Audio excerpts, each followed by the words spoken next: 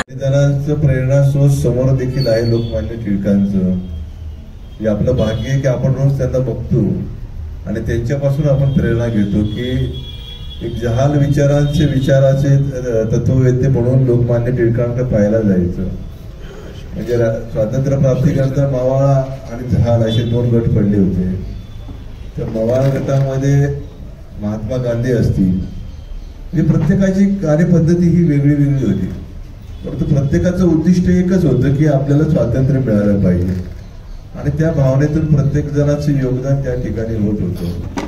म्हणजे 9 ऑगस्टमुळे आपण स्वातंत्र्य दिन पाहू शकलो याची जाणीव प्रत्येकाला असणं आवश्यक आहे. 15 ऑगस्टकडे जात असताना या सगळ्या योद्ध्यांना त्यांच्या आठवणींना उजाळा देण्याचं काम आजच्या दिवसाच्या निमित्तानं करणं गरजेचं आहे. मग शहीद भगतसिंग असतील, राजगुरू असतील, सुखदेव असतील, त्यांनी तर वेगळ्या पद्धतीनेच क्रांतीची ज्योत आपल्या आयुष्यामध्ये पेटवली. या सगळ्या गोष्टीचा विचार करत असताना सध्याची पिढी नक्की कुठं चालली आहे या पुणे शहरातली, हा विचार देखील आपण या निमित्तानं करायला पाहिजे. व्यसनाधीनतेकडे चालली आपली पिढी.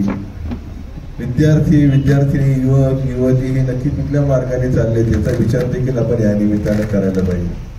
म्हणजे कशा करतोय त्यांना असं दुःख वाटत असेल वरती की आम्ही आमच्या आयुष्याचं संपूर्ण वातेरं केलं देशाकरता आणि ही पिढी नक्की कुठल्या दिशेने चालली या विचारानं ते बेचैन झाले असेल आता की आपण आपल्या आयुष्यामध्ये काम करत असताना युवक युवतींच्या जीवनामध्ये परिवर्तन करण्याचं काम राष्ट्रवादी काँग्रेस पक्षाच्या प्रत्येक कार्यकर्त्यानं इथून पुढच्या कालावधीमध्ये करणं हे खूप गरजेचं आहे.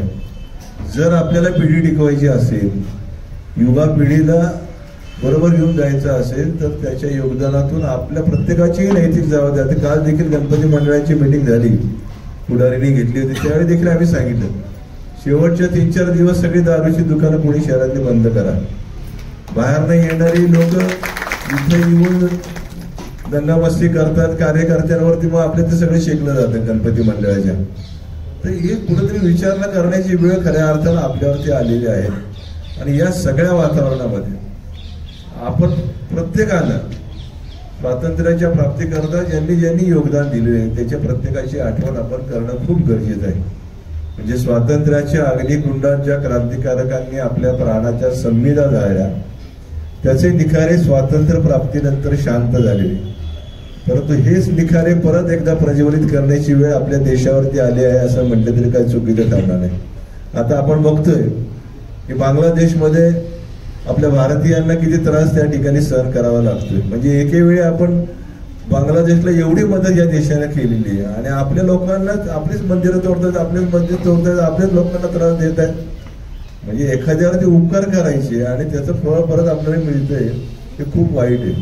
त्यामुळे या सगळ्या गोष्टीचा विचार करत असताना स्वातंत्र्याच्या प्रत्येक क्षेत्रामध्ये ज्यांनी शहीद भगतसिंगाचा जर आपण इतिहास बघितला, एवढ्या कवळ्या वयामध्ये एवढा त्रास या मंडळींनी सहन केला. सुखदेव असतील, राजगुरू असतील, म्हणजे अख्ख्या चंद्रशेखर आझाद असतील, या टीमने जे काम केलेलं आहे, चाफेकर बंधू असतील, या सगळ्यांच्या आठवणीला म्हणजे प्रत्येकाने खरं वाचलं पाहिजे. शहीद भगतसिंग वाचले पाहिजे, राजगुरू वाचले पाहिजे, चाफेकर बंधू वाचले पाहिजे, लोकमान्य टिळक वाचले पाहिजे. गणपती उत्सव कशा करता चालू केला लोकमान्य टिळकांनी?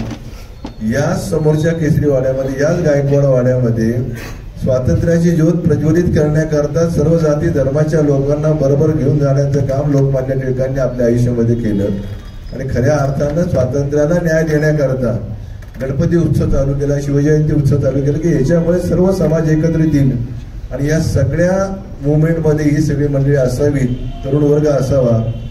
तर याकरता हे योगदान होतं, हे आपण कधी आपल्या आयुष्यामध्ये विसरता कामा